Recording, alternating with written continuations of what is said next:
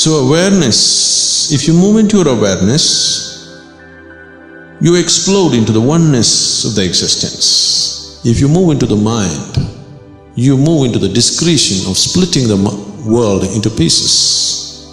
So these two things are completely different. Ignorant people are always talking about awareness of the mind.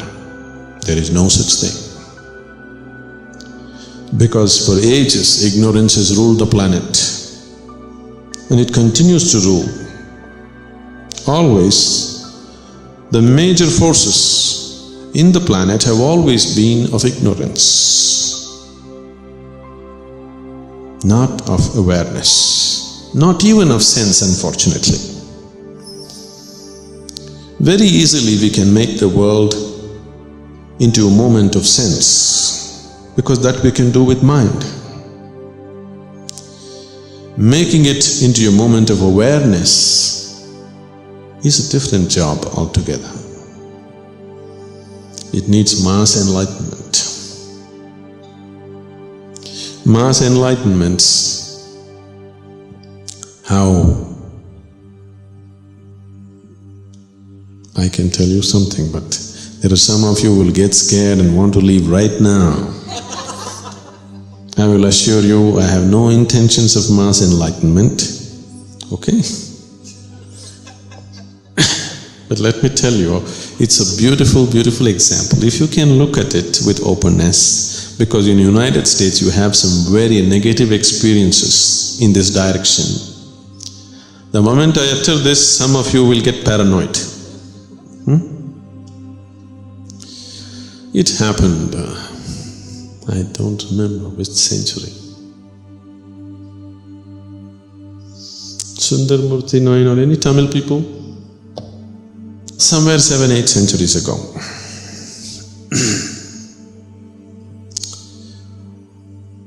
He was an enlightened being.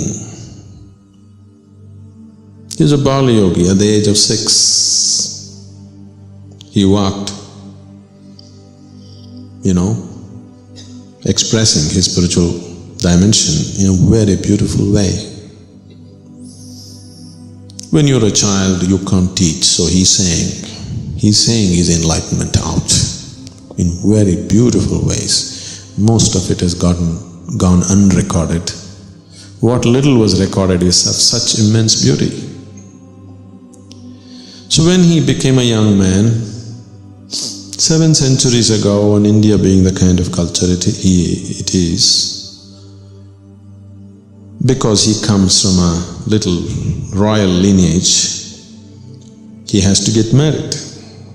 So the family, the kingdom and everything compelling him to move into marriage. But he has no such… though he is 14, more than 14, he still doesn't have such intentions. Nor does he have any longing in that direction. But social compulsions, family compulsions moving him in that direction. Then he recognized a particular girl and he said, if it is this one girl, maybe.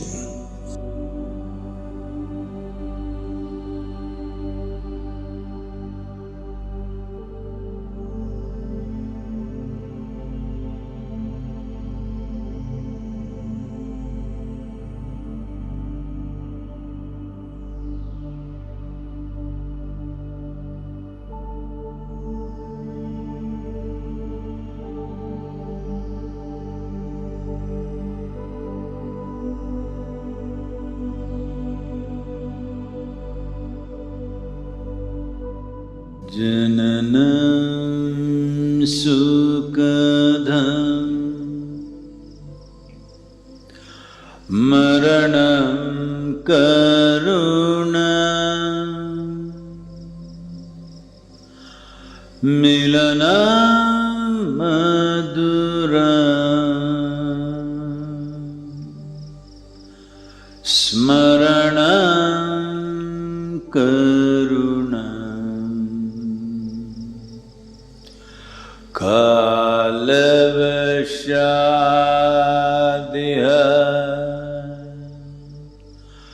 Sakalam karunam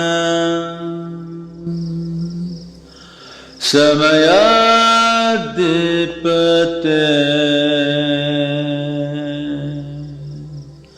akilam karunam.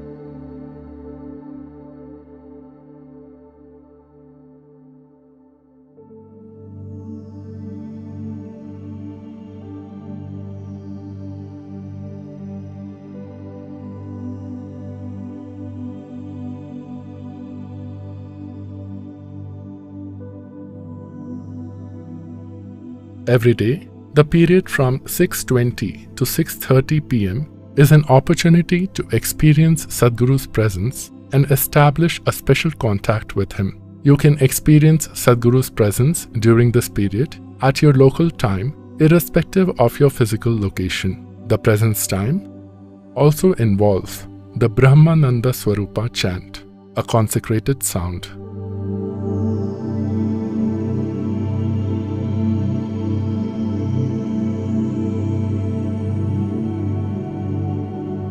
Here, the Yoga Center, we invested a certain amount of energy, a phenomenal amount of energy, that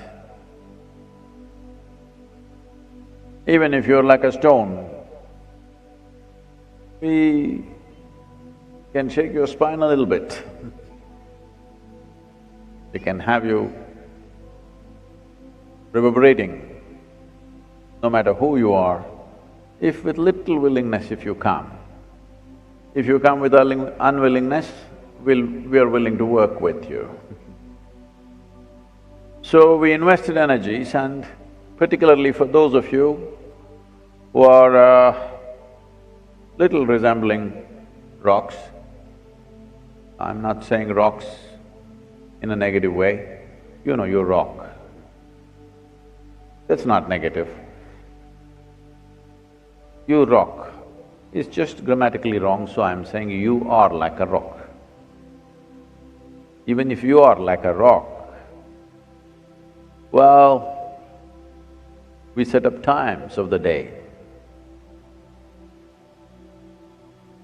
Morning, evening, we set up times because many of you don't see a morning in your life. I'm not talking to those people who live here, we make sure they see the morning. Those of you who come from other places and those of you who are on the live stream, if you've not seen a sunrise, I don't want to disturb your lifestyle.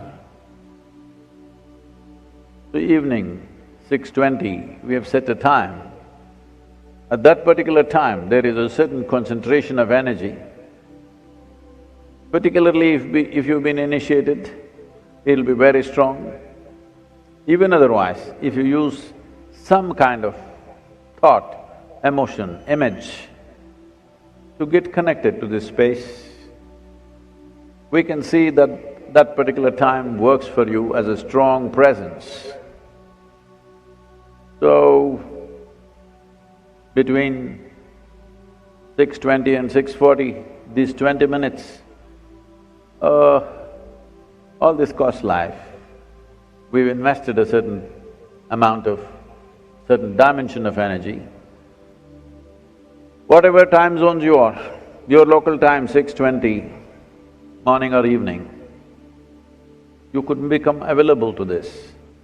We will spend a few minutes in this presence, keep your hands open, eyes closed, slightly upturned face, கண்ணு மூடி உட்காந்து கொஞ்சம் முகம் மேல் முகமாக வச்சு கண்ணு மூடி உட்காந்துக்கலாம்.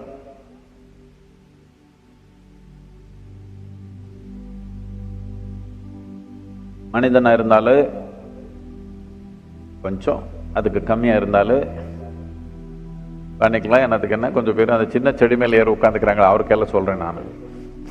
கண்ணு மூடி உட்காந்துக்கலாமே, கொஞ்சம் பரிமாண செயல் நடந்துடும்.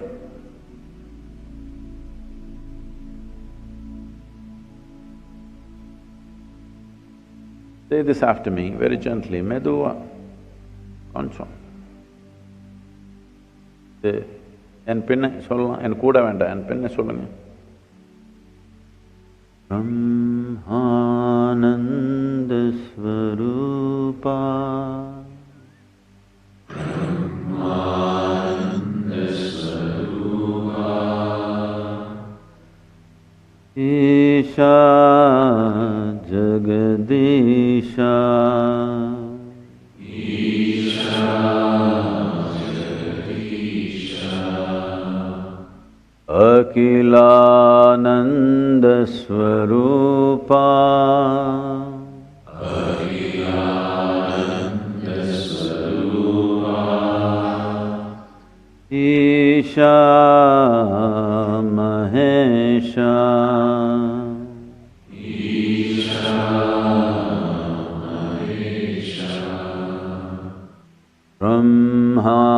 Brahmananda Swaroopa, Brahmananda Swaroopa, Isha Jagadisha, Isha Jagadisha, Akilananda Swaroopa, Akilananda Swaroopa, Isha Mahesha, Isha Mahesha, Brahmananda Swaroopa, Brahmananda Swaroopa, Isha Jagadisha, Isha Jagadisha, Akilananda Swaroopa, Akilananda Swaroopa, Isha Mahesha, Isha Mahesha, Brahmananda Swaroopa, Brahmananda Swaroopa, Isha Jagadisha, Isha Jagadisha, Akilananda Swaroopa, Akilananda Swaroopa, Isha Mahesha, Isha Mahesha, Brahmananda Swaroopa, Brahmananda Swaroopa, Isha Jagadisha, Isha Jagadisha, Akilananda Swaroopa, Akilananda Swaroopa, Isha Mahesha, Isha Mahesha, Brahmananda Swaroopa, Isha Jagadisha Akhilanand Swarupa Isha Mahesha Brahmanand Swarupa Isha Jagadisha Akhilanand Swarupa Isha Mahesha Brahmanand Swarupa Isha Jagadisha Akhilanand Swarupa Isha Mahesha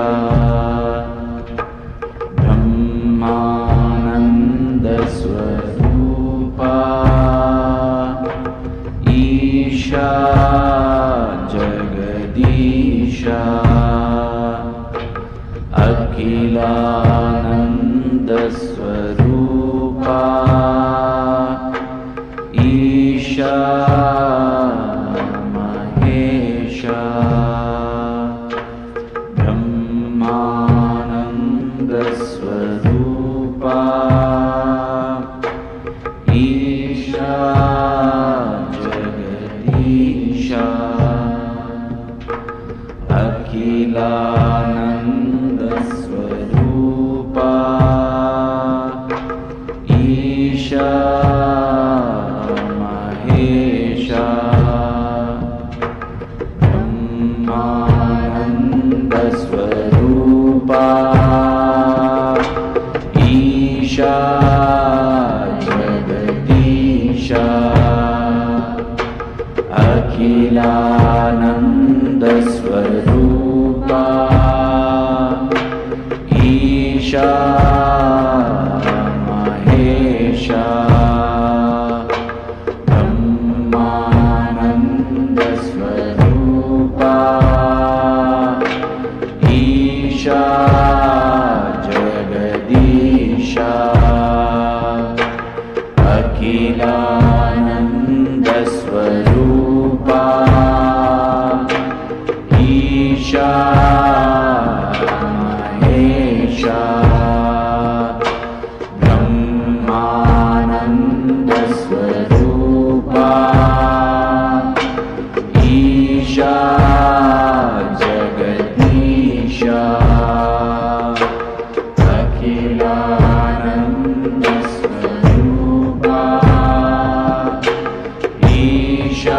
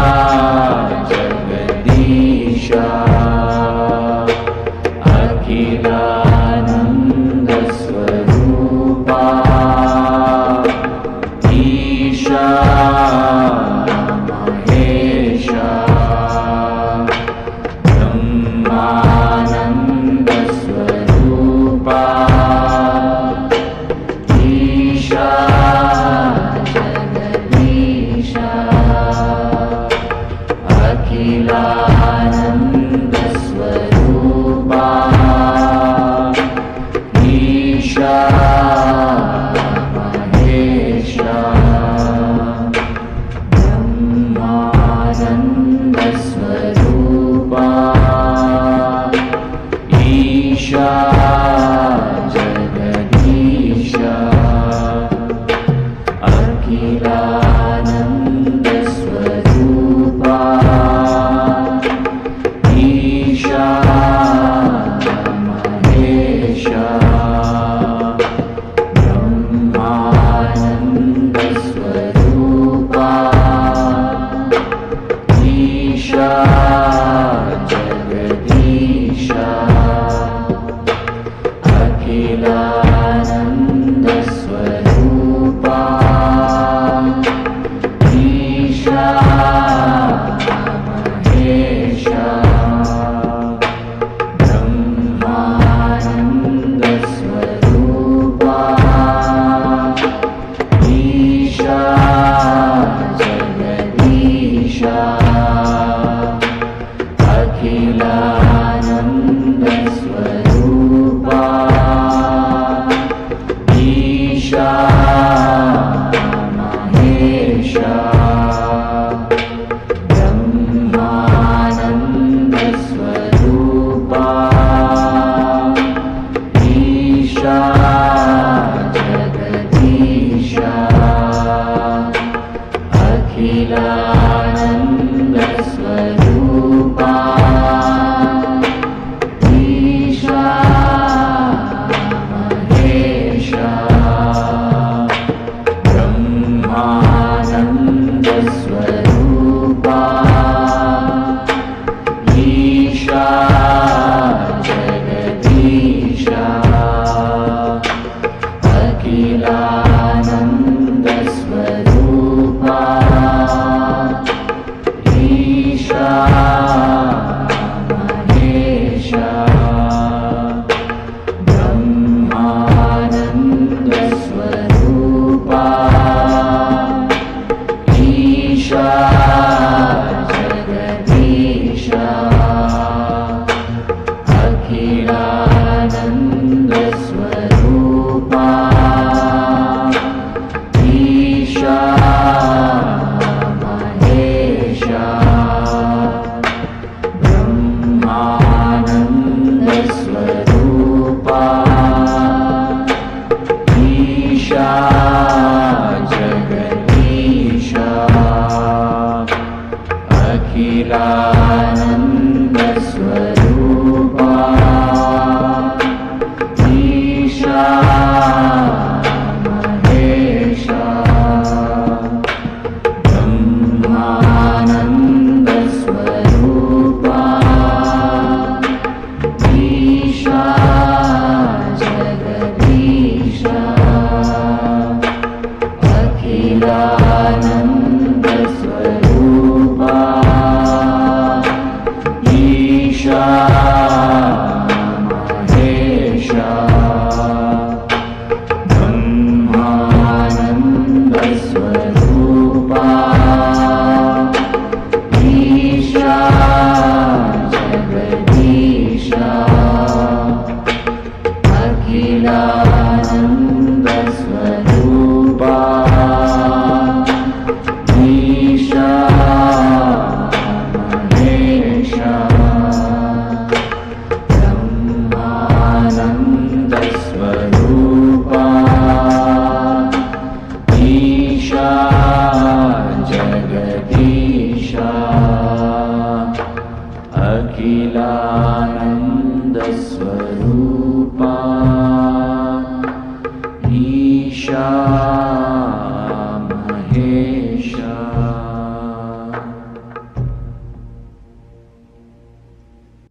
Keep your hands open, sit with a slightly upturned face, eyes closed.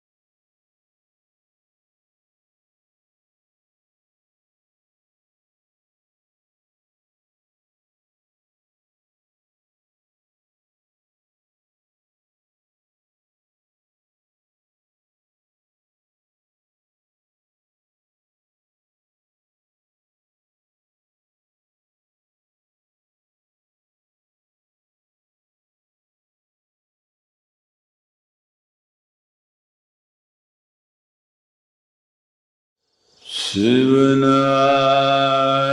bandhana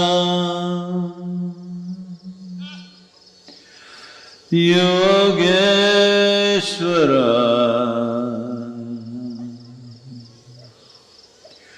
Shivanage bandhana Bhuteshwara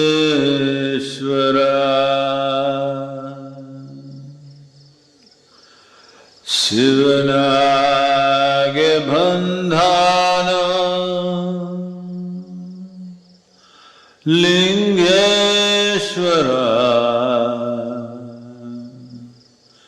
Shivanage bandhana Jagadishwara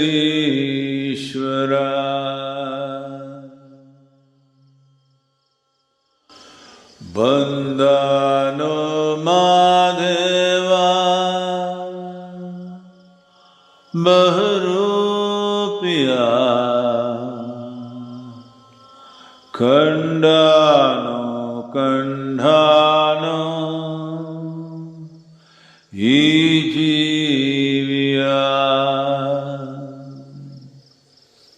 Kandhano Kandhano Ijiviya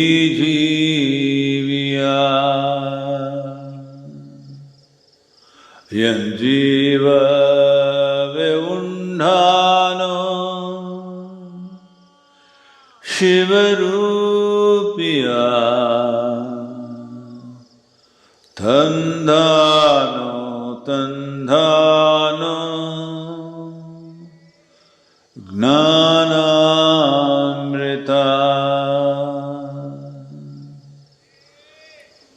Tandhano Tandhano Gnanamrita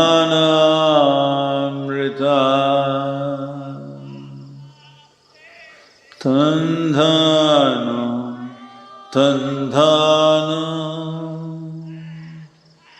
Gnanamrita.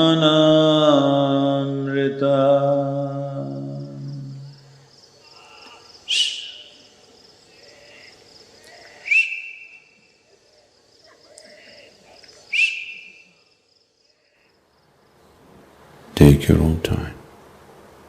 Take your own time. Slowly, very, very slowly. Open your eyes.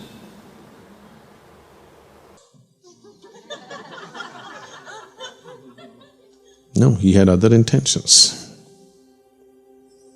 He's not saying this one girl because he thinks she is the prettiest or she is the whatever. He has other intentions because he sees her as a tool to do something else. That one girl, she also comes from a royal lineage but far away, and this kingdom and that kingdom don't get along. You know the usual. They're always placed like that and all that happens. And that one girl, when she's just 5-6 years of age, has turned so spiritual that they are unable to contain her in the house. So at the age of 8, it's an impossible thing in India. At that time, even now it's difficult. She somehow, at the age of 8, compelled her parents to send her to Varanasi, which is in the northern part of India, to study spirituality, which is an impossible thing for a girl of 8 to achieve in those days, that too from a royal family and all that stuff. So she went there, spent her time there. Then when she was 13 or 14, her guru, the one who was instructing her there, told her, anyway, the destinies are moving in this direction. Because now 13, 14 means parents are looking for marriage for the girl. Now this man is there, Sundarmurti Nayanar is there, you better move in that direction, things will happen in different way, don't worry. The guru, which he should not do normally, he revealed the secret of this marriage to the girl. So the girl willingly agreed. She was also not thinking of marriage in her life, but now she knew this is a special person and he has different ideas for the wedding. She moved in.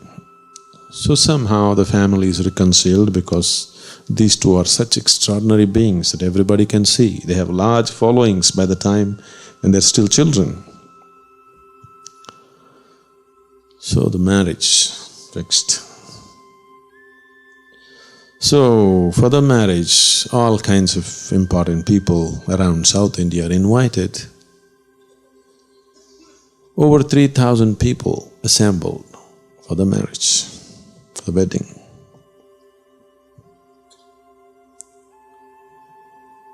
Sundaramurti Nayanar used that moment. I don't know if you're aware of this or even people who come from Indian origin, if you're aware of it.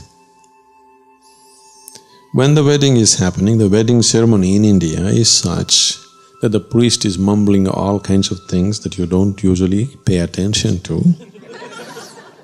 What he is mumbling is that let this… something has drawn you together, maybe just your hormones, it doesn't matter what brought you together.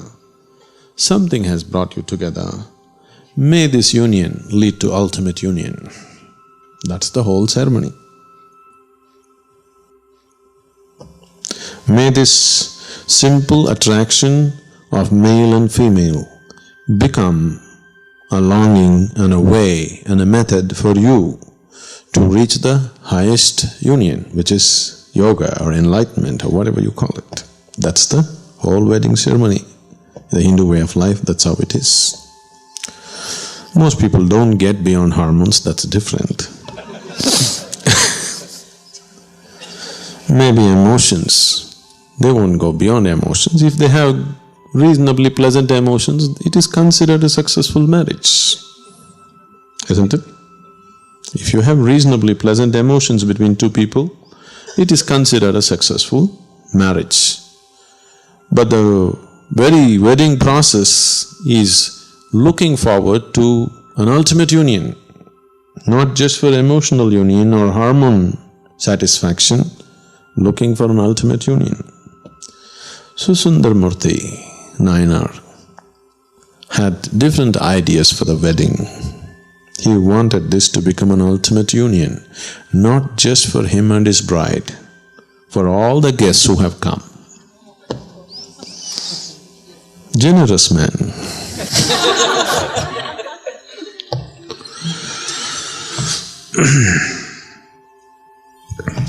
So it happened. When the moment came, he created an atmosphere where everybody, the wedding guests were no more guests, they all became intense spiritual seekers within those few hours that they were there. And a moment came when all of them found their ultimate and they shed their bodies right there. Now you have 3,000 and odd bodies on your hand. He and his bride also left. No Kool-Aid, okay?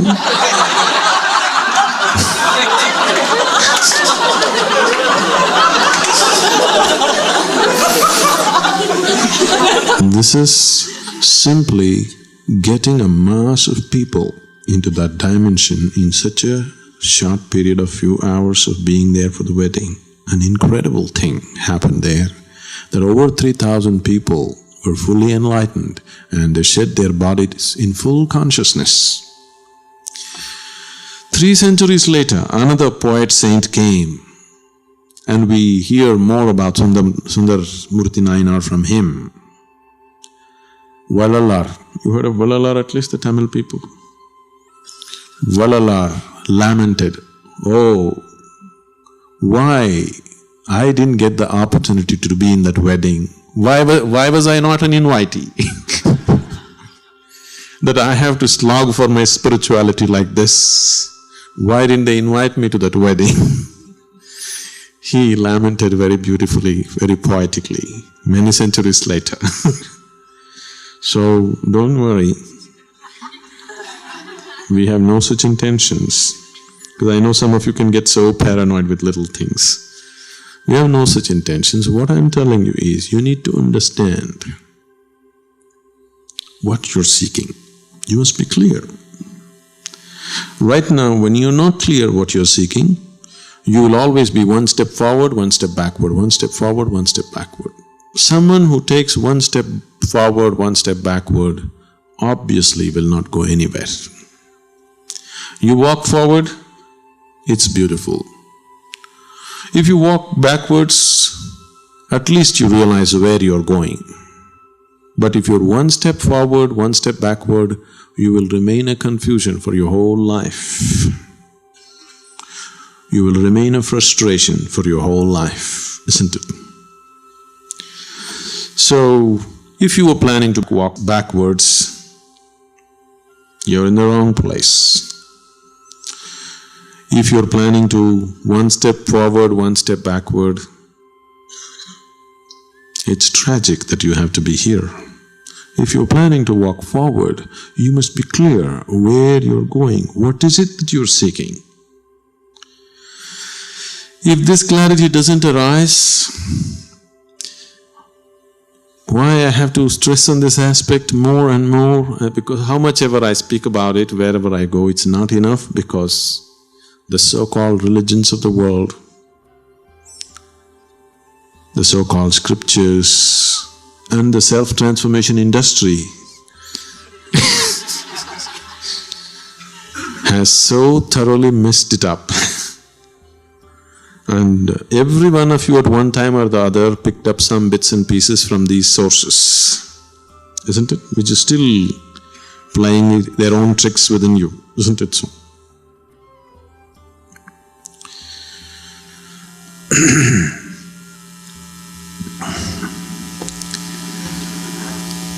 Once it happened, two priests were standing with a signboard in their hands. The end is near. Turn yourself around before it's too late.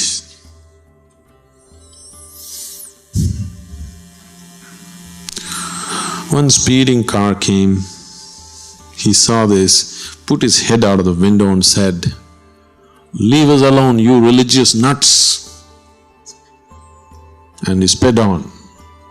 Went beyond the corner, then these people heard a screeching of tires and a huge crash. Then one of the priests said to the other, "Maybe we just have to put the board as bridges out."